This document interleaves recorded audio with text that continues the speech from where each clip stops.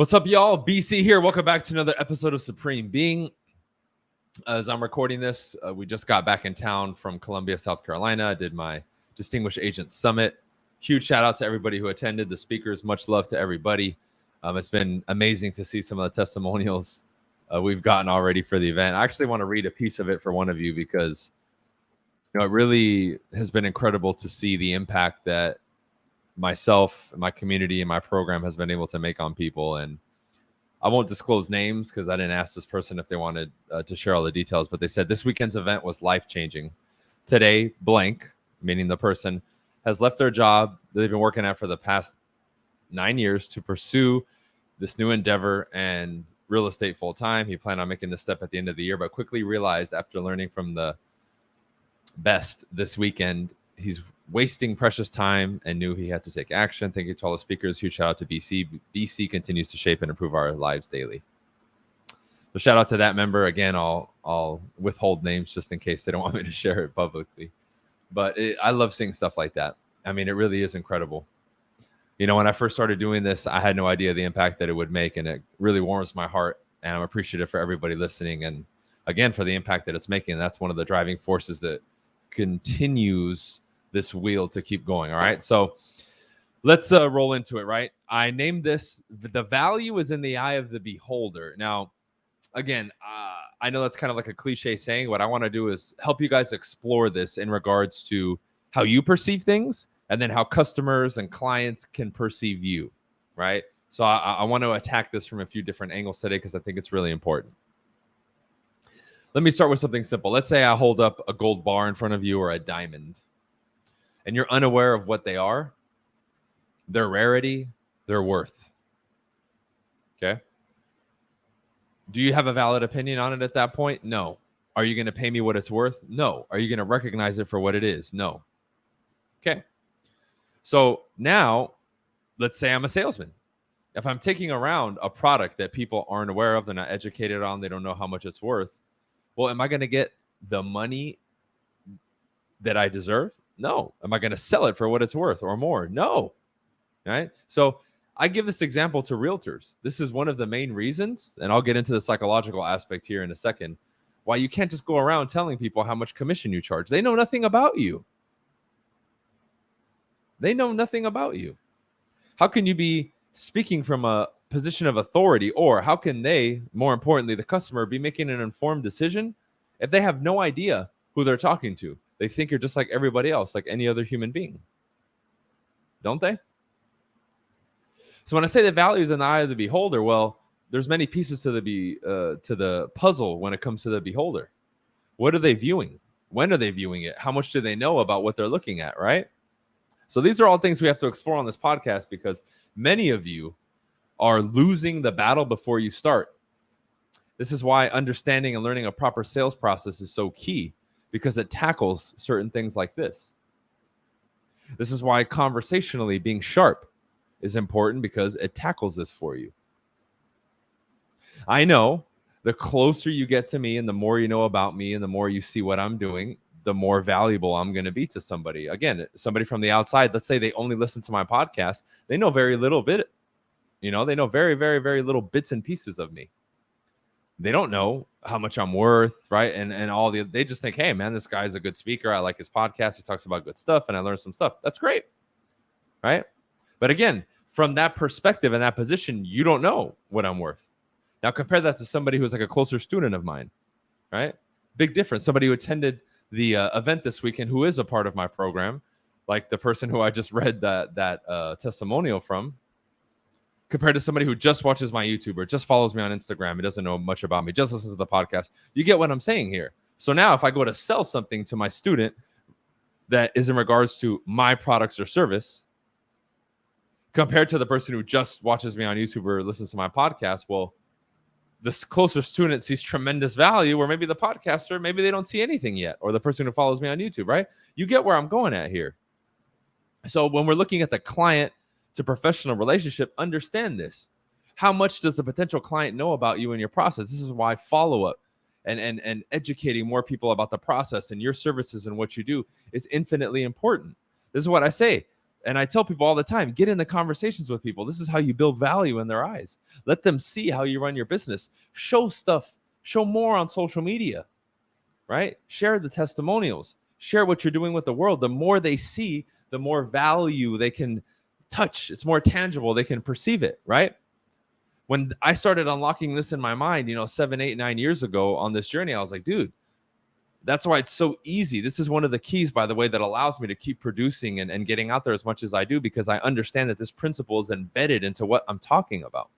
I'm handling this by executing, right? While many people look at the negatives, or we can say the pain in the ass and the challenges of execution, I'm looking at stuff like this. I'm looking at just executing what I'm supposed to do, at knocking over all the pins like I'm bowling, right? It's like I throw one ball and it knocks over 100 pins. Well, shit, that's a very effective ball, right? So I know, hey, all I got to do is throw this ball the way that I was taught, and dude, I'm going to knock over 100 pins. Well, the next people over there are playing with 10 pins or 5 pins, and they're using different balls, right? So you have to understand this from different perspectives and see it for what it is. A lot of times, as we get a little deeper into this, there's nothing necessarily wrong with your service or product. You're just communicating it wrong, or you're demonstrating certain things incorrectly, or you're marketing it incorrectly. You're speaking or acting and performing from a perspective that's lower value in comparison to your actual product or service. That needs to be checked and learned and changed and then mastered. Well, understood first and then mastered, right? This is why you need people helping you. Many of you don't even realize the way that you speak is devaluing you. The way you present yourself is devaluing you. Your lack of commitment is devaluing you. Your lack of consistency and demonstration of what you're doing and showing of yourself on social media is devaluing you, right? I know many people who are in a professional service where they are the brand and they don't even show their face. That's devaluing you. I know a lot of people who still argue, oh no, don't put your face on your business card. That's devaluing you. That's devaluing you. Big time. You don't even realize it, but it is. When you start to understand the underlying principles behind a lot of these mechanisms, which is what you need to do. So now we're faced with this position now that you see in the modern day world where they want to just argue about, oh, I don't have to do this. Well, why do I have to wear a suit, Brian? The billionaires don't wear suits. Dude, they're billionaires. They can do whatever the hell they want. Are you a billionaire? No. Then wear the damn suit because you know it serves a purpose. Just because you don't see me on camera in a suit 24/7 doesn't mean that I don't wear one, right? I had an event this weekend. I wore a suit literally 24 hours one of the days and didn't the next day. But that's one of a million suits you've seen me wear. I wear them all the time.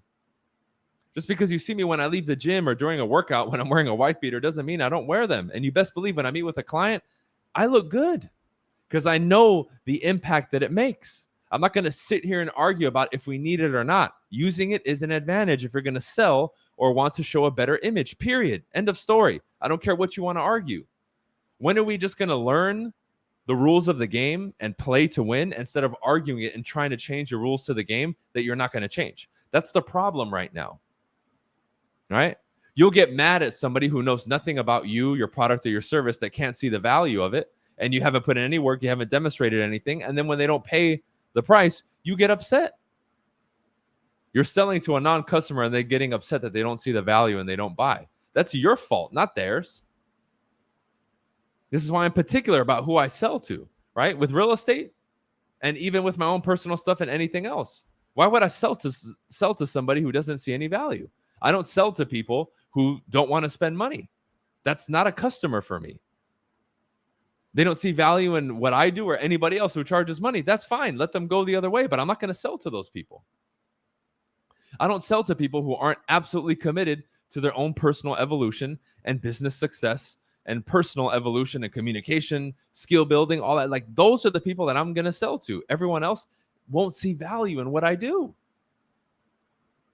Right? Everybody who was at my event this weekend sees tremendous value in what I do. And anybody who signed up, anybody's right? You get what I'm saying here? Like, this is what you guys need to get. Many of you, let's go back to basic sales. Many of you are chasing a lot of people who are not actual customers. And in that process, you have mixed into your loads of, in quotes, leads, a few real leads that you're neglecting because you're spending all your time on people who don't see your value, don't value your time, your business, your service, your product, and you're wasting your time with them. Stop. What are you doing?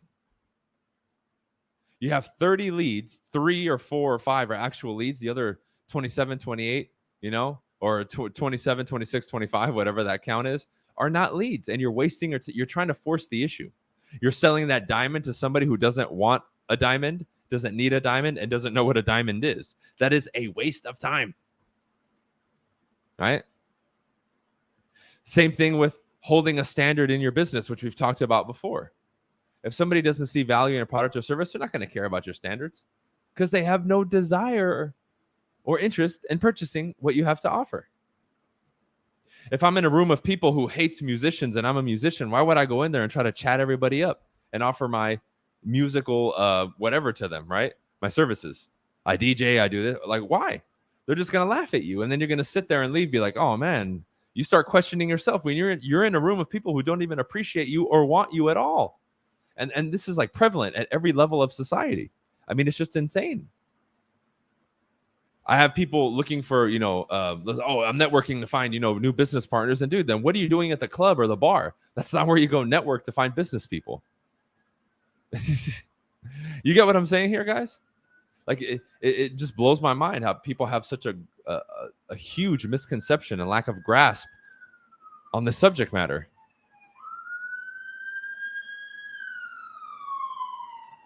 I don't know if you guys heard the police right there, right? They're coming after you, right? The police heard me. They're coming after you. So now we have to be able to systematically create value in the beholder, in the eyes of the beholder, that we want to seek friendships with, relationships with, their money, right? If it's a customer or a client, their trust, their willingness to have confidence in us and sign a contract with us and work with us exclusively, right? Partner with us at our company, whatever it is. That's what you need to do. So now it becomes, well, in the customer that would see value in me from that pool of potential customers, what do I need to do to increase my perceived value in their eyes as much as possible? And that becomes your duty, obligation, and mission. That's it. So for me, like if we're going to go to, a real estate client, definitely having a really good track record, definitely having the best statistics in the market, list to sales price ratio, the best days on market compared to the average agent, right? Customer satisfaction, having it higher, better customer experience, right? All those things, boom, on a personal level with like my coaching, customer experience, have these amazing events, having a clear roadmap with my fucking coaching from beginning to end, helping people along the way, making sure people are showing up and participating, holding them accountable, helping as high a percentage of possible of the students achieve the success and the end of that roadmap that we've presented, and giving them all the tools and resources that they need and all the support, right? Which we're doing, and continuously raise that bar. That becomes the sole focus, again, for the potential customer that sees value in what it is that you're doing. Now, can we increase our value to everybody? Sure. But more importantly, increase the perceived value to your potential customer. And when I say customer, it doesn't have to be a sale.